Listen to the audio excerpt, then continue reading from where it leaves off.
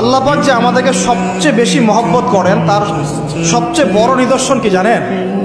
আমাদের কাছে আল্লাহ রাব্বুল আলামিন আল কোরআনের মতো কিতাব নাজিল করেছেন, আর আমাদেরকে আল্লাহ পাক নবী মুহাম্মদ সাল্লাল্লাহু আলাইহি ওয়াসাল্লামের উম্মত বানাইছেন। আল্লাহ পাক যে নবী মুহাম্মদ সাল্লাল্লাহু আলাইহি ওয়াসাল্লামকে এই দুনিয়াতে পাঠিয়েছেন না, এটাই সবচেয়ে বড় মহব্বত, সবচেয়ে বড় রহমত। কারণ তার সুন্নতে এমন কিছু নাই যেটা আপনি খুঁজে পাবেন না। আর তিনি আমাদেরকে যে মহব্বত করতেন, মুহাম্মদ সাল্লাল্লাহু আলাইহি ওয়াসাল্লাম আমাদেরকে যে মহব্বত করতেন, তিনি আমাদেরকে বলতেন যে আমরা তার ভাই। তো তিনি আমাদেরকে যে মহব্বত করতেন, তিনি একদিন বলছিলেন সাহাবীদের সামনে, কাশ আমি যদি আমার ভাইদেরকে দেখতে পেতাম। সাহাবীরা বলছেন, ইয়া রাসূলুল্লাহ, আমরা কি আপনার ভাই না? তখন নবীজি বলছেন, না, তোমরা আমার সাহাবী, আমার ভাই তারা যারা আমাকে না দেখেই আমার প্রতি ঈমান নিয়ে আসবে।